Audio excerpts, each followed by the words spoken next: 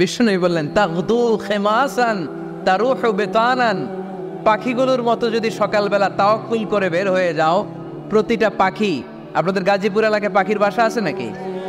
কি পাখি আছে? বাবুই পাখি, হ্যাঁ কি পাখি? সব আছে। তো এই পাখিগুলো এই গাজীপুরের বিভিন্ন গাছপালার উপরে যে নিড় বানিয়েছে বাসা, দেখবেন সকালবেলায় এই পাখিগুলো আল্লাহর উপর তাওয়াক্কুল করে বের হয়ে যায়। এই পাখিগুলো জানে কোন জায়গায় ওর রিজিক আছে। এই পাখিগুলোর রিজিকের ব্যবস্থা করলো কে?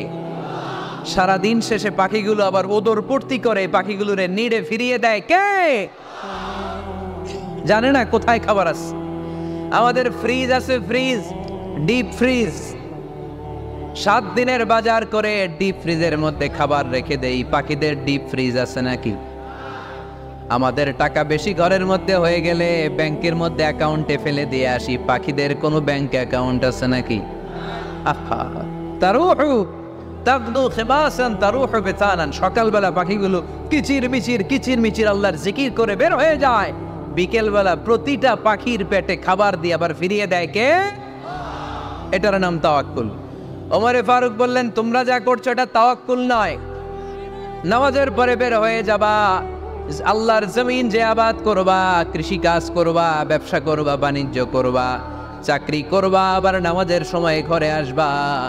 এর মাধ্যমে তোমার ঘরে যে হালাল রিজিকের ব্যবস্থা আল্লাহ করে দিবে, এটার নাম হলো তাওয়াক্কুল। পড়েন সুবহানাল্লাহ।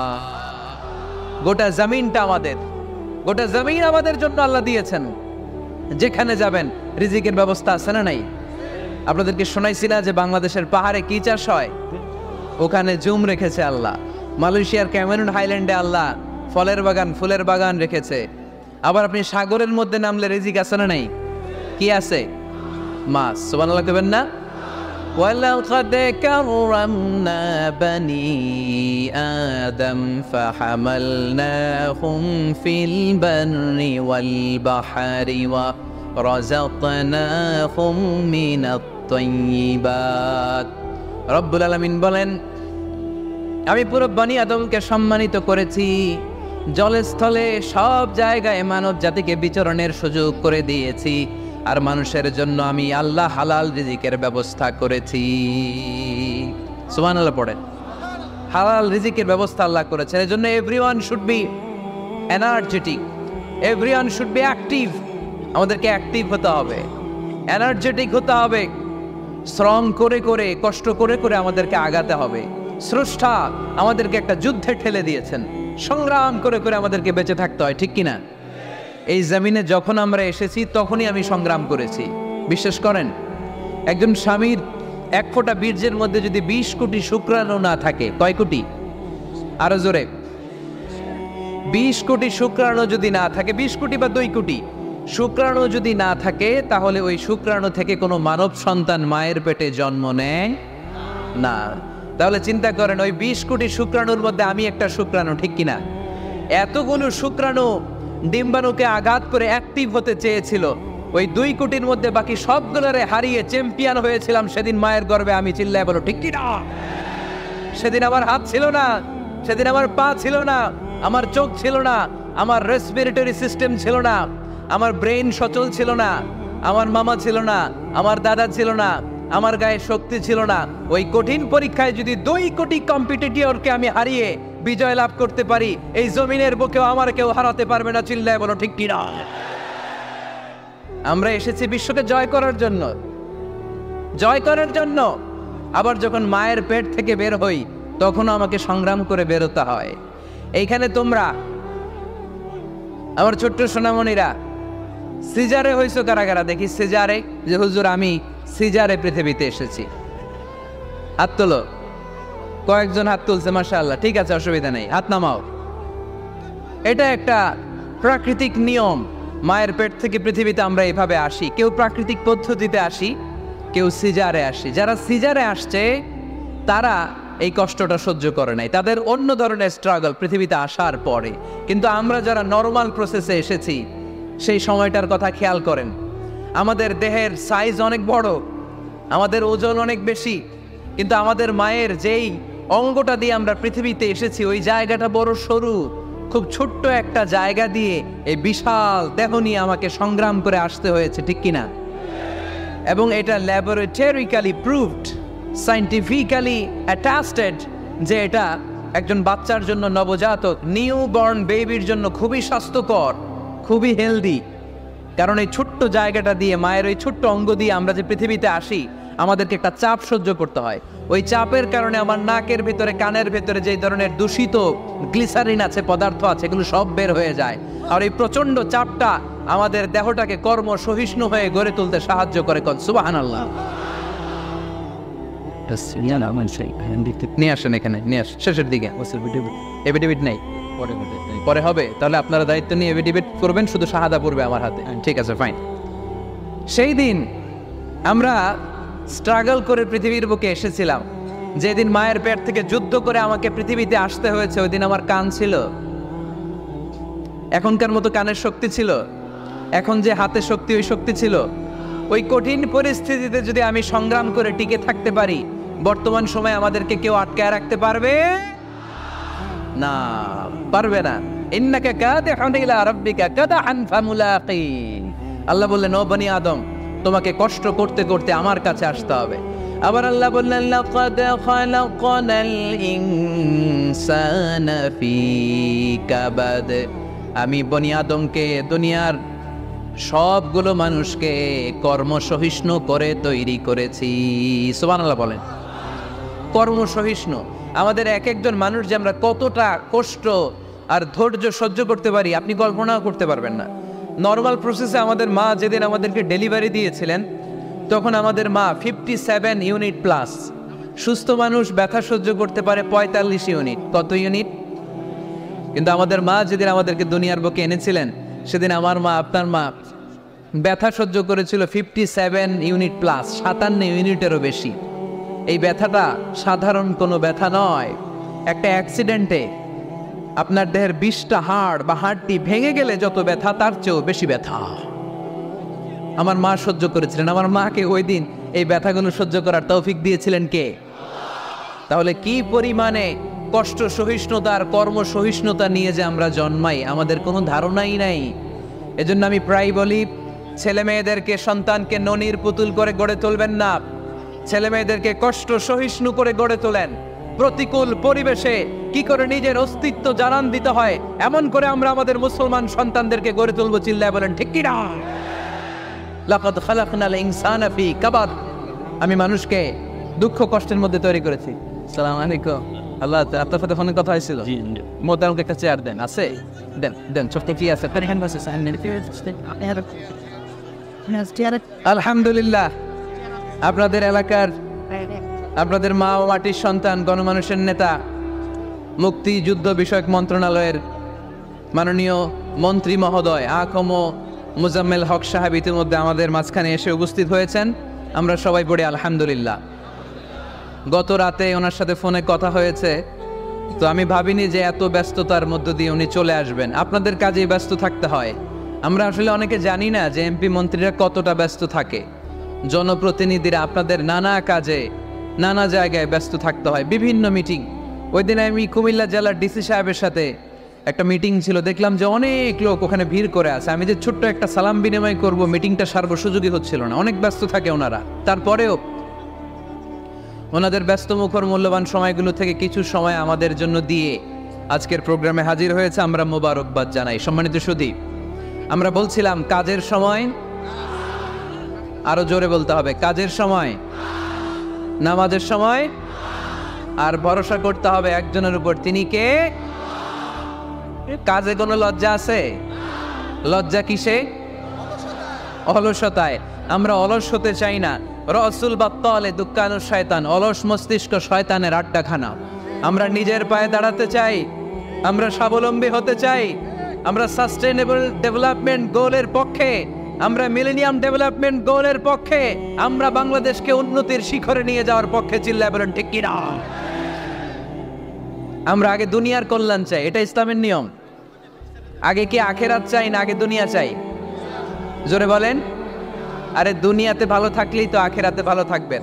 এজন্য আল্লাহ আমাদেরকে শিখালেন, পড়ো রব্বানা আতিনা ফিদ দুনিয়া হাসানা ওয়া ফিল আখিরাতি হাসানা ওয়া কিনা আযাবান নার। আয় আমাদের রব, এই দুনিয়ার বুকে আপনি আমাদেরকে কল্যাণ দেন, আখিরাতের বুকে আপনি আমাদেরকে কল্যাণ দেন, আগুনের শাস্তি থেকে আল্লাহ আপনি আমাদেরকে বাঁচিয়ে দেন। পড়ে না আমিন। তাহলে আগে দুনিয়া, তবে দুনিয়াকে হৃদয়ে স্থান দেয়া যাবে না। দুনিয়াকে বশ করে হাতে নিব, কিন্তু হৃদয়ে থাকবে আখিরাত। জোরে বলতে হবে ঠিক কি না? নিজ হাতে উপার্জিত সম্পদের চেয়ে শ্রেষ্ঠ কোনো সম্পদ আর হতে পারে না। আমার দিনমজুর ভাইয়েরা, কুলি মজুর ভাইয়েরা, রিক্সাওয়ালা ভাইয়েরা, ফ্যাক্টরি ওয়ার্কার যারা, আপনারা আল্লাহর কাছে অনেক সম্মানিত। আপনাদের উপার্জন হালাল। আপনাদের এক পা এমনি জান্নাতে ঢুকে আছে। এখন শুধু এক পা ঢুকাইলে চলবে? পা কয়টা? আরেকটা ঢুকানোর দরকার আছে না নেই? আপনাদের উপার্জন হালাল। আপনারা 5 ওয়াক্ত সালাত পড়বেন, মানুষের হক নষ্ট করবেন না, আব্বা আম্মার দোয়া নিবেন। দ্বিতীয় পাটাও জান্নাতে ঢুকায় দিবে কে? মা আকালা আহাদুন তাআমান কত্তু খায়রুম মিন আইয়াকুলা মিন আমালি ইয়াদিহি। নিজের হাতে উপার্জিত সম্পদের চেয়ে, খাবারের চেয়ে শ্রেষ্ঠ সম্পদ আর হতে পারে?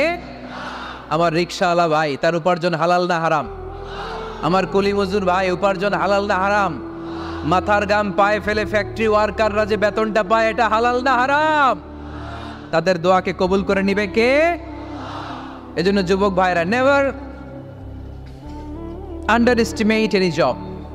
কোনো জবকে, কোনো চাকরিকে ছোট করে দেখার সুযোগ নাই। কারণ আমার উপার্জন হালাল হলেই ওই হালাল উপার্জনে বরকত দিবে কে? Whether is the small or big, you don't care. এটা তোমার কেয়ার করার দরকার নেই। চাকরি পেলেই একটা ঢুকে যাবা, চাকরি পেলেই ঢুকে যাবা। কারণ আমাদের চাকরির বাজার মন্দা।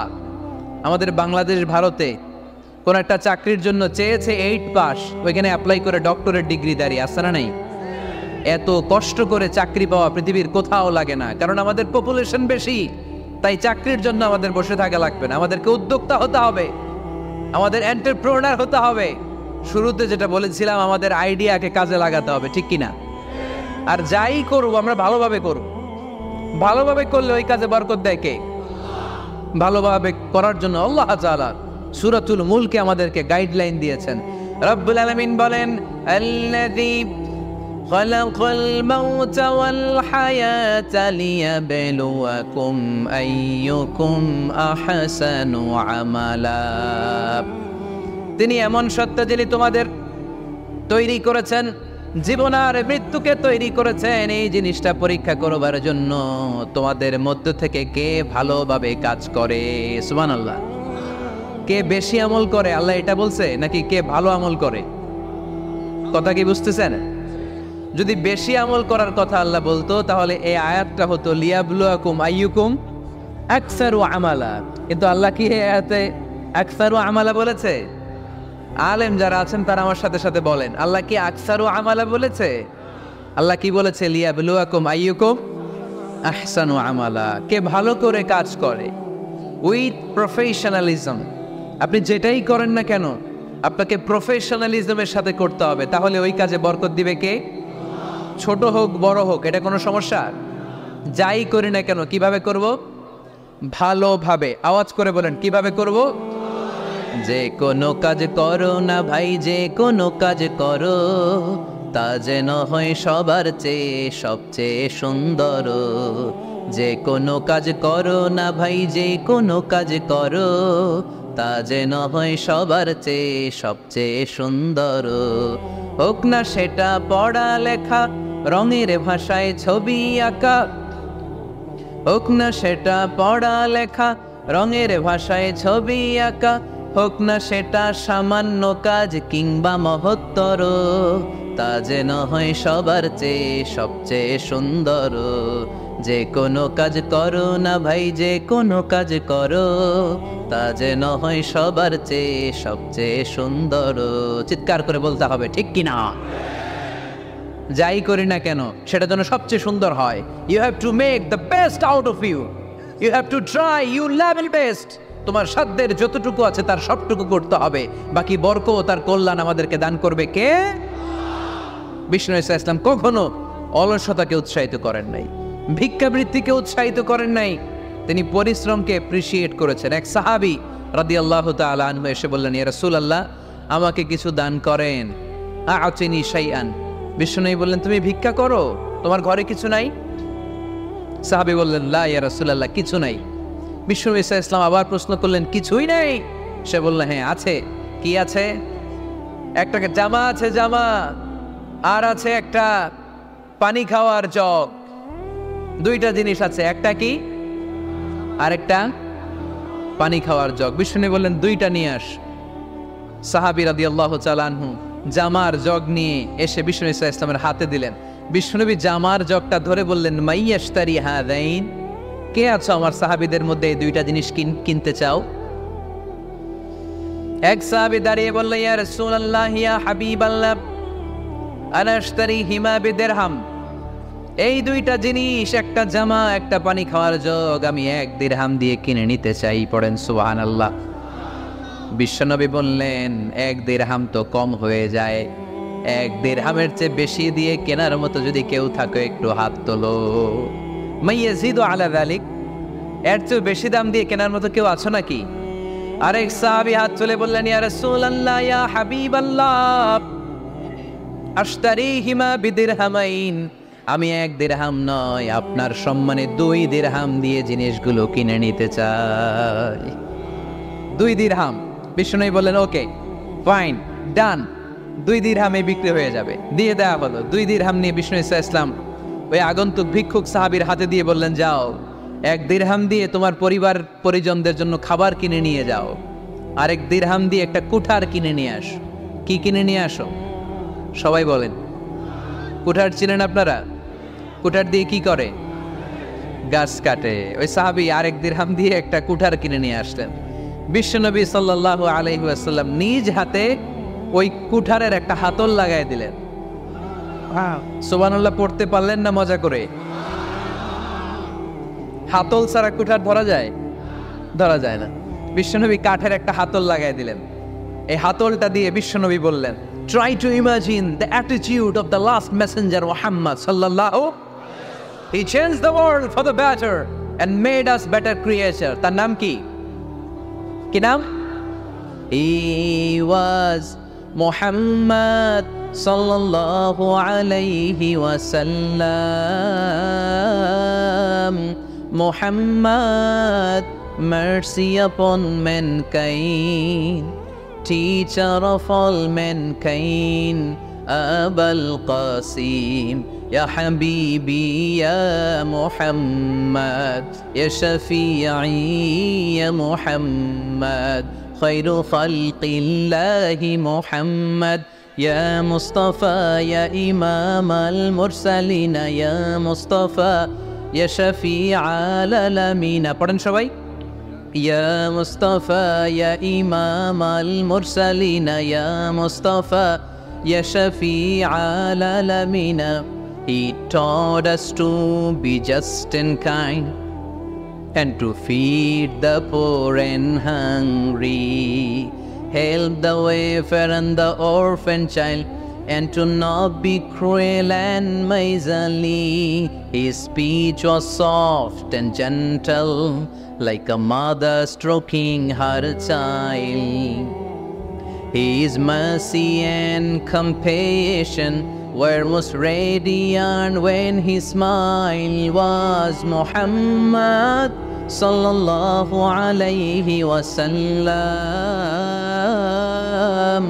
Muhammad, mercy upon mankind, teacher of all mankind, Abul Qasim, Ya Habibi, Ya Muhammad, Ya Shafi'i, Ya Muhammad, Khairu Khalqillahi Muhammad. পড়েন সবাই। Ya Mustafa, Ya Imam al-Mursalin, Ya Mustafa, Ya Shafi'i al-Alamin, Ya Mustafa, Ya Imam al-Mursalin, Ya Mustafa, Ya Shafi'i al-Alamin, Muhammad. Subhanallah পড়েন। He was Muhammad sallallahu আলাইহি ওয়াসাল্লাম। বিশ্বনবী নিজ হাতে ওই সাহাবীর কুঠারের ভেতরে একটা হাতল লাগাইয়া দিলেন। ঘটনা মনে আছে নাকি নাশিদ শুনে ভুলে গেছেন? ঘটনা মনে আছে সবার? তিনি হাতল লাগাই দিলেন আর বললেন, যাও, গায়ে শক্তি আছে, তাগড়া যুবক, এই কুঠার নিয়ে জঙ্গলে যাও, জঙ্গলে যে কাঠ কাটো, লাকড়ি বানাও, বাজারে যে বিক্রি করো। লা ইয়াহতাতিবা আহাদুকুম হাজমাতান ফি যাহরিহি খায়রুম মিন আই ইয়াসআলা আহাদান ফায়ু'তিয়াহু আও ইয়ামনাহু। যাদের গায়ে জোর আছে, শক্তি আছে, পরিশ্রম করে লাকড়ির বোঝা পিঠে নিয়ে বাজারে বিক্রি করা অনেক ভালো কারো কাছে হাত পাতার চেয়ে। কারণ তুমি হাত পাতলে লোকজন তোমার দিতেও পারে, নাও দিতে পারে, কিন্তু পরিশ্রম কখনো বৃথা যায় না। What is the moral of the story? রাসূল সাল্লাল্লাহু আলাইহি ওয়াসাল্লামের এই প্রফেটিক স্টোরি থেকে আমাদের শিক্ষা কি? বিশ্বনবী বললেন, যাও, কাঠ কেটে নিয়ে আসো। লা উরিদু আন আরাকা 15 আইয়াম, সামনের 15 দিন আমি যেন আমার চোখ দিয়ে তোমার আমার আশেপাশে ঘুরঘুর করতে না দেখি। সাহাবী চলে গেলেন, কাঠ কাটতে আরম্ভ করলেন, বাজারে বিক্রি করতে আরম্ভ করলেন। 15 দিনের ব্যবধানে 10 দিরহাম নিয়ে বিশ্বনবীর দরবারে ওই সাহাবী হাজির হয়ে গেলেন। 10 দিরহাম নিয়ে হাজির হয়ে গেলেন। এসে বললেন, ইয়া রাসূলুল্লাহ, ইয়া হাবিবাল্লাহ, আমি আর দরিদ্র নাই, আমি আর ভিক্ষা করি না, আমি নিজের পায়ে দাঁড়িয়েছি, আমি স্বাবলম্বী হয়েছি, আমি অন্যান্য খেটে খাওয়া মানুষের মতো এখন উপার্জন করে আমার ফ্যামিলির চাহিদা মিটাই। পড়েন সুবহানাল্লাহ। What is the moral of the story? এই প্রফেটিক স্টোরি থেকে আমাদের জন্য শিক্ষা হচ্ছে, বিষ্ণু ঈসা ইসলাম চাইলেই ওই 2 দিরহাম দিয়ে বলতে পারতেন, যাও, এটা দিয়ে খাবার কিনে খাও। দুপুরবেলা খাইতো, রাত্রেবেলা আবার জাকাতের লাইন ধরতো। কথা কন? তার মানে বিষ্ণু ঈসা ইসলাম কাজের প্রতি উৎসাহিত করেছেন। 2 নম্বর লেসন বা শিক্ষা হচ্ছে, বিশ্বনবী সাল্লাল্লাহু আলাইহি ওয়াসাল্লাম পার্মানেন্ট সলিউশন করে দিয়েছেন, স্থায়ী সমাধান। ঠিক কিনা? আমরা প্রায় জাকাতের শাড়ি দেই, লুঙ্গি দেই, আছে না নাই? আলহামদুলিল্লাহ, আপনাদের গাজীপুরে বোধহয় এগুলো নাইটাই, এখানে নাই, আছে। যদি থেকে থাকে এই ট্র্যাডিশন আপনারা বন্ধ করবেন। জাকাতের শাড়ি বলতে কোনো শাড়ি নাই, জাকাতের লুঙ্গি বলতে কোনো লুঙ্গি নাই। কারণ জাকাতের শাড়ি আর জাকাতের লুঙ্গি যদি আপনি বিতরণ করেন আর সামান্য সয়াবিন তেল আর চাল ডাল যদি আপনি প্যাকেট করে দিয়ে দেন, তাহলে 1 মাস পরে আবার যে সে আরেক জায়গায় জাকাতের লাইনে দাঁড় হয়ে যাবে। চিল্লা এখন ঠিক কিনা? এজন্য আপনাকে পার্মানেন্ট সলিউশনের ব্যবস্থা করতে হবে। আমি সব জায়গায় বলি যে প্রতিটি জেলার বিজনেস ম্যাগনেট যারা আছেন তারা সবাই মিলে একটা জাকাত ম্যানেজমেন্ট প্ল্যাটফর্ম গড়ে তুলুন। সেখান থেকে এমনভাবে জাকাত দিন যাতে মানুষ স্বাবলম্বী হতে পারে। স্বাবলম্বী বানানোর জন্য, দারিদ্র বিমোচনের জন্য জাকাত এসেছে, জাকাতের শাড়ি লুঙ্গি বিতরণের জন্য নয়। আর জাকাতের শাড়ি এত পাতলা, মশারি কি পাতলা, এর চেয়েও পাতলা। দেখছেন কখনো? এটারে একবার ধোয়ার পরে দ্বিতীয়বার পরা যায় না। একবার ধোয়ার পরে শাড়ির দিকে তাকাইলে শাড়ি আমনের দিকে বেশকি মেরা থাকবো। কথা বলেন ঠিক কিনা? এইভাবে শাড়ি লুঙ্গি দেয়া যাবে? এভাবে তো শাড়ি লুঙ্গি বিতরণ করলে যারা লাইন ধরে জাকাত নিতে আসলো, এই আল্লাহর বান্দাদেরকে অপমান করা হয়। আর আল্লাহ বললেন, ওয়ালাকাদ কাররামনা বানি আদম, আমি পুরো বানি আদমকে সম্মানিত করেছি। ফেরেশতার সম্মান বেশি না মানুষের? বুঝে শুনে বললেন, কার? তুমি মাটির আদমকে প্রথম সৃষ্টি করিয়া ঘোষণা করিয়া দিলে শ্রেষ্ঠ বলিয়া, তাই তো নূরের ফেরেশতা করে আদমকে সেজদা। সুবহানাল্লাহ পড়েন। তাই তো নূরের ফেরেশতা করে আদমকে সেজদা, সবার চেয়ে সম্মান দিলে মাটির আদমকে। পড়েন, আল্লাহু আল্লাহু তুমি জাল্লে জালালুহু, শেষ করা তো যায় না গে তোমার গুণগান। আল্লাহু আল্লাহু, সুবহানাল্লাহ পড়েন। আহা, মানুষের মর্যাদা সবচাইতে বেশি। এজন্য জাকাত যারা নিতে আসে তাদেরকে অপমান করা যাবে না। এর কারণ, জাকাত দিয়ে আপনি কোনো করুণা করেননি, বরং ওরা জাকাত নিয়ে আপনাকে এই ফরজ ইবাদত করার সুযোগ করে দিয়ে আপনার প্রতি করুণা করে গিয়েছে। আওয়াজ করে বলেন ঠিক কি না? অনেকে মনে করে আমি জাকাত দিয়ে আমি মনে দয়া করছি, আমি মনে হয় করুণা করছি। আচ্ছা, যারা গরিব ওরা যদি জাকাত না নেয় ওর সমস্যা আছে? নিবো না জাকাত। কিন্তু আমি যদি বলি দিব না, আমার খবর আছে না নাই? আমার জন্য দেয়া ফরজ, ওর জন্য নেয়া ফরজ না। তাই আমি দিয়ে করুণা করিনি, ও আমার কাছ থেকে জাকাত নিয়ে জাহান্নামের আগুন থেকে আমাকে বাঁচিয়ে ও আমাকে দয়া দেখিয়েছে।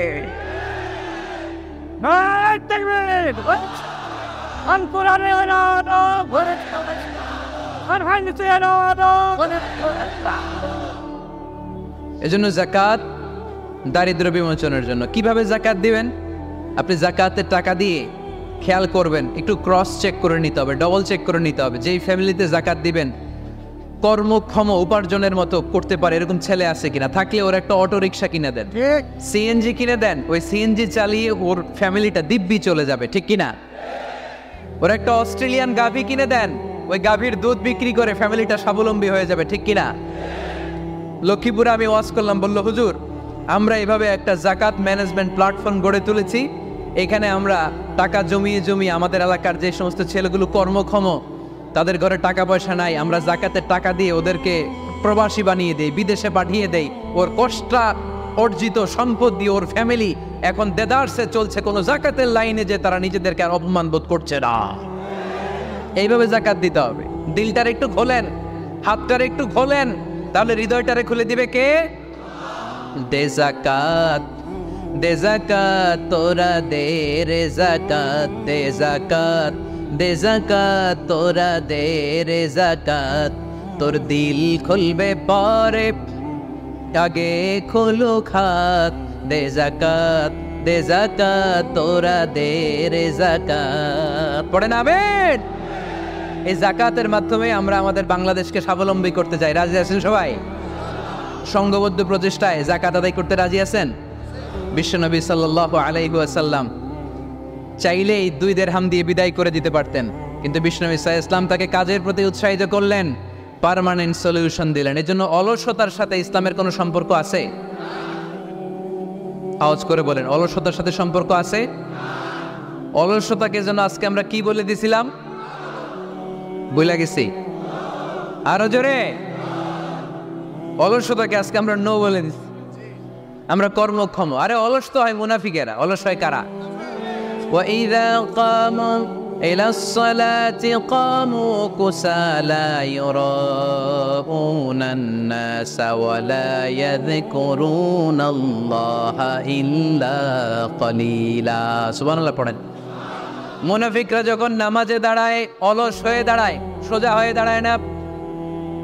মসজিদে নববীর কাতারগুলোর মধ্যে মুমিনদের সাথে যখন মুনাফিকেরা দাঁড়াতো, অলসের মতো দাঁড়াতো, দেয়ালের মধ্যে হেলান দিয়ে দাঁড়াতো। এরকম আছে না অনেকে অলস? কিন্তু আমরা যারা মুমিন, আমরা নামাজে দাঁড়ালে কি আমাদের হৃদয়ে অলসতা আসে নাকি হৃদয়টা সজীব হয়ে ওঠে? আমাদের হৃদয়কে নামাজে দাঁড়ালে সজীব করে দেয় কে? কিদুশ শাইতানু আলা কাফিয়াতি রাসি আহাদিকুম ইযা হুয়া নাম। আমরা যখন রাতে ঘুমোতে যাই, শয়তান আমাদের মাথার পিছনে অলসতার 3টা গিট মারে। কি মারে? এই যে রশি দিয়ে এরকম বাঁধে, যে এটারে গাজীপুরে আপনারা কি বলেন? গিট্টু? হ্যাঁ, গিট্টু। আচ্ছা, তো শয়তান আমরা যখন ঘুমোতে যাই আমাদের মাথার পেছনে অলসতার 3টা গিট্টু মারে। আমরা যখন ঘুম থেকে উঠে ফাইনিস্তাইকাযা ওয়া যাকারাল্লাহ, ঘুম থেকে ওঠার দোয়া পড়ে আলহামদুলিল্লাহিল্লাযী আহইয়ানা বা'দা মা আমাতানা ওয়া ইলাইহিন নুশুর, আমরা ঘুমালেই 3টা গিট্টু মেরে শয়তান একটা মন্ত্র পড়ে দেয়, আলাইসা লাইলুন তাওয়িলুন ফারকুদ। আরে ঘুমা, অনেক লম্বা রাত, আরে ঘুমা, অনেক লম্বা রাত, আরে আরামসে ঘুম মার, অনেক লম্বা রাত। এই মন্ত্র পড়ে 3টা গিট মারে। আমরা যখন ঘুম থেকে উঠে ঘুমের দোয়া পড়ে ফেলি, একটা গিট্টু খুলে দেয় কে? আবার ঘুম থেকে উঠে দোয়া পড়ার পরে ফাইদা তাওয়াদ্দা ইনহাল্লাত উকদা, ওয়াশরুমে ঢুকে ইস্তেনজা করে যখন আমরা ওযু করে ফেলি, অলসতার 2য় গিট্টু খুলে দেয় কে? ফাইন সাল্লাত ইনহাল্লাত উকদা, ওযু করার পরে মুসাল্লা বিছিয়ে যখন নামাজের জন্য দাঁড়িয়ে যায়, অলসতার 3 নাম্বার গিট্টুটাও খুলে দেয় কে? ফাসবাহা নাশীতান তাইয়িবান নাফস, he become enthusiastic, he become very active, he become very energetic। Bishnu Islam বললেন তখন সে এনার্জেটিক হয়ে ওঠে, অ্যাক্টিভ হয়ে ওঠে, সজীব হয়ে ওঠে। তাহলে সালাত আমাদেরকে অলস বানায় না, সালাতে আমরা সজীব হই। সালাতে অলস হয় যারা মুনাফিক, তারা চিল্লায় বলেন ঠিক কি না? এজন্য বিষ্ণু বললেন কাজে লজ্জা নাই, আমি কাজ করে খাই। মা বাসাল্লাহু নাবিয়ান ইল্লা রাআল গনাম বুখারীর বর্ণনায় বিশ্বনবী বললেন, পৃথিবীর বুকে এমন কোন নবী নাই যেই নবীকে দিয়ে আল্লাহ ছাগল চড়ায় নাই। সুবহানাল্লাহ পড়েন। মা বাআসাল্লাহু নাবিয়্যান ইল্লা রাআল গানাম, ছাগল চড়ায় নাই এমন কোন নবী পৃথিবীতে আসে? সাহাবারা বললেন, ইয়া রাসূলুল্লাহ, বলেন কি, আপনিও আপনিও আপনিও ছাগল চড়িয়েছেন? বিষ্ণু বললেন, নাম নাম, আমিও। ওয়া ইন্নী কুনতু আরআহা আলা কারারিতি আহলি মক্কা, আমি তো অল্প কিছু পারিশ্রমিকের বিনিময়ে মক্কা শহরের লোকদের ছাগলগুলো চড়িয়ে দিতাম। সুবহানাল্লাহ বলতে অনেক কষ্ট হয়েছে। বিশ্বনবী ছাগল চড়িয়ে খেতেন। কি নবী ছিল আমার! আহা, এত সুন্দর মানুষ, এত পরিচ্ছন্ন মানুষ, ছাগল চড়াতেন। অহংকার করতেন না, বিশ্বনবীর অহংকার ছিল না। সুবহানাল্লাহ পড়েন। শুধু কি বিশ্বনবী, সব নবীকে দিয়ে আল্লাহ ছাগল চড়িয়েছেন।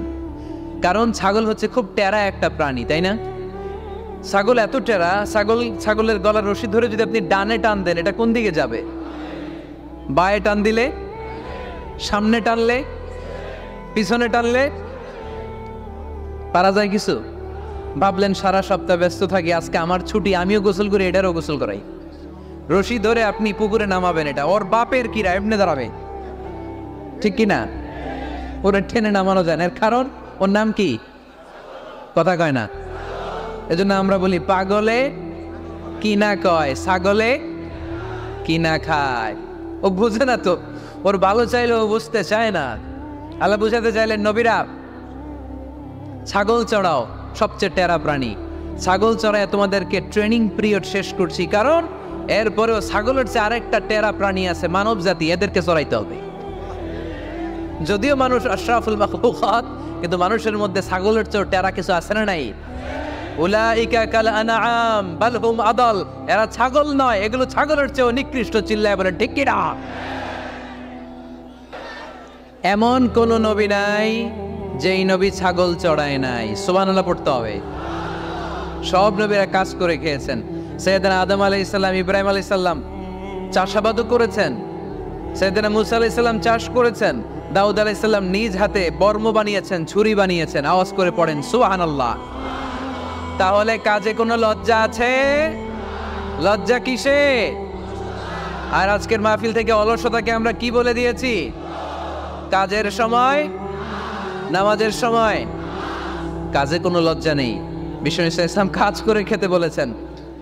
প্রিয় ভাইয়েরা, বেশিরভাগই এখানে ফ্যাক্টরি ওয়ার্কার। আপনারা হাত তুলে আমাকে জানান দিয়েছেন শুরুতে।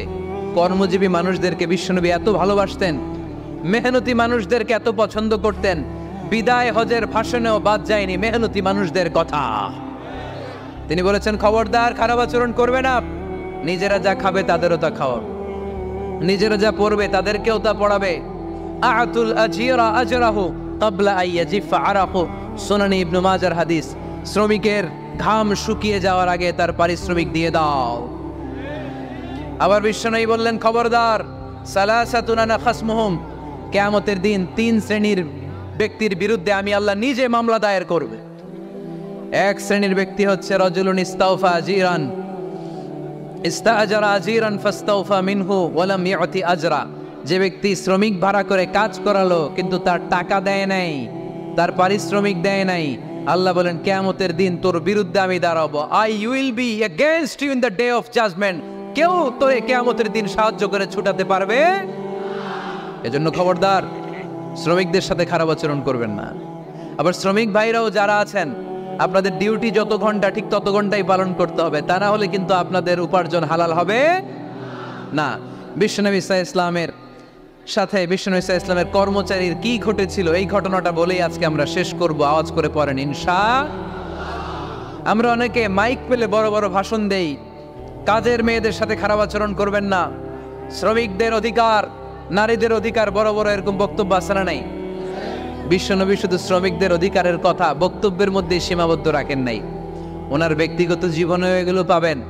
বিশ্বনবী সাল্লাল্লাহু আলাইহি সাল্লামের অ্যাপয়েন্ট করা শ্রমিক, ওনার দাস, ওনার কর্মচারী সাহাবীর নাম ছিল আনাস রাদিয়াল্লাহু তাআলা আনহু। কি নাম ছিল? উনি বিশ্বনবীর ব্যাপারে কি কমেন্টস করছে আমরা শুনে আজকের আলোচনার ইতি টানবো, আওয়াজ করে পড়তে হবে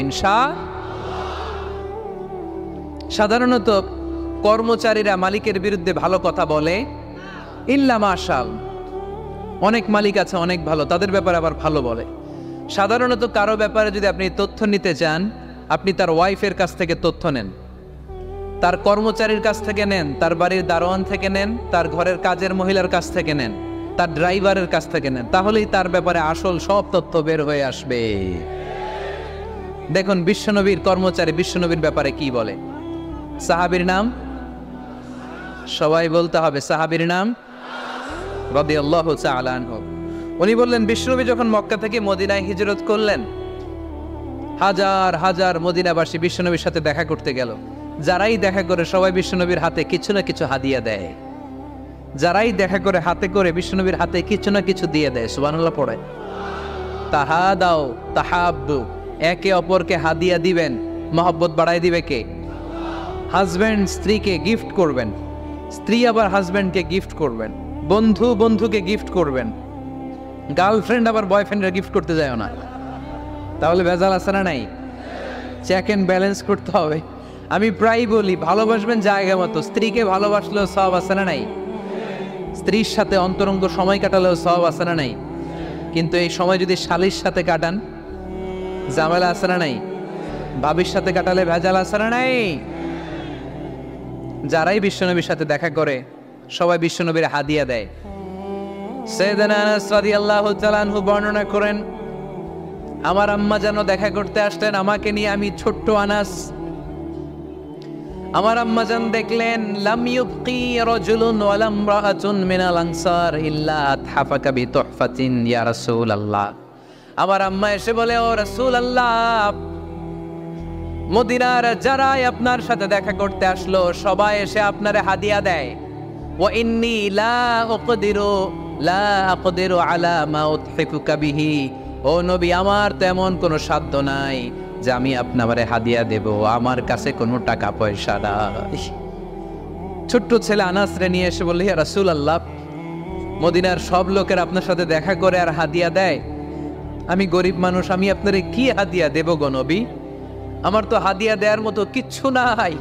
ইল্লা ইবনি হাদা, আমার নাড়ছেড়া ধন, আমার কলিজার টুকরা সন্তান এই আনাস ছাড়া আমি আমার কলিজার টুকরা সন্তান আনাস রেই আপনারে হাদিয়া দিয়ে দিলাম। খুদ হাদা ইয়া রাসূলুল্লাহ, আমার সন্তান আনাসকে আপনি নেন। ইয়াখদুমুক মা বাদালাক, সে যদ্দুর পারে আপনারে খেদমত করবে। সাইয়েদনা আনাস বলেন, সেদিন থেকে আমি বিশ্বনবীর খাদেম। কি আর খেদমত করব? নবীর মেসওয়াক এনে দেই, জামা এনে দেই। 10 বছর খেদমত করার পরে বিশ্বনবীর খাদেমের মুখে শুনুন বিশ্বনবী কেমন আচরণ করতেন সাইয়েদনা আনাস রাদিয়াল্লাহু তাআলা আনহুর সাথে। সাইয়েদনা আনাস বলেন, খাদিমতু রাসূলুল্লাহি 10 সিনিন, 10টি বছর আমি আমার বিশ্বনবীর পেয়ারা নবীর খেদমত করলাম। ফামা দারাবানি, একদিনের জন্য বিশ্বনবী আমার গায়ে হাত তোলে নাই। পড়েন সুবহানাল্লাহ। ওমা সাব্বানি, একদিনের জন্য আমার গালি দেয় নাই, বকা দেয় নাই। ওমা আবাসা ফি ওয়াজহি, একদিনের জন্য বিশ্বনবী বিরক্তির চেহারা নিয়ে আমার দিকে তাকায় নাই, ভ্রু কুচকে এরকম আমার দিকে তাকায় নাই। আমরা রেগে গেলে বিরক্ত হলে কি করি? আমাদের ভ্রুগুলো কুচকে যায়। আনাস রাদিয়াল্লাহু তাআলা আনহু বললেন, একদিনের জন্য আমারে পিট্টি দেয়া তো দূরের কথা, আমাকে পিটানি দেয়া তো দূরের কথা, আমাকে মারে নাই, আমাকে গালি দেয় নাই, কোনোদিন আমার দিকে বিরক্তির সাথে তাকায় নাই। ওয়ালা ক্বালা লি লিমা সানাআতা ওয়ালা লিমা লা সানাআতা, কোনোদিন এও বলে নাই আনাস এটা কেন করলা, ওইটা কেন করো নাই। চিৎকার করে পড়েন সুবহানাল্লাহ। এজন্য বিশ্ব নবীর মতো আমাদেরকে আমাদের শ্রমিকদের সাথে, অধীনস্থ কর্মচারীদের সাথে আচরণ করতে হবে। রাজি আছি তো সবাই? এন্তেকালের আগে বিশ্বনবী সাল্লাল্লাহু আলাইহি সাল্লাম 2টা কথা বললেন। কয়টা? 1 নম্বরে বিষ্ণু ঈসা ইসলাম বললেন, আসসালাত আসসালাত, নামাজ নামাজ, উম্মতেরা নামাজ, নামাজ ছেড়ে দিও না। 2 নম্বরে বিষ্ণু বললেন, ওয়ামা মালাকাত আইমানুকুম, খবরদার অধীনস্থ কর্মচারীদের সাথে খারাপ আচরণ করো না। আমরা খুব দুঃখের সাথে লক্ষ্য করেছি, পত্রপত্রিকায় এসেছে, মানবাধিকার কর্মী, নারী আন্দোলনের কর্মী মাইক পেলে বড় বড় ভাষণ দেয়, আপনারা কর্মীদের সাথে ভালো আচরণ করবেন, কাজের মেয়েদের সাথে ভালো আচরণ করবেন, কিন্তু ওদের বাড়িতে এই কাজের মেয়েরা নির্যাতিত হয়। চিল্লায় বলেন ঠিক কিনা?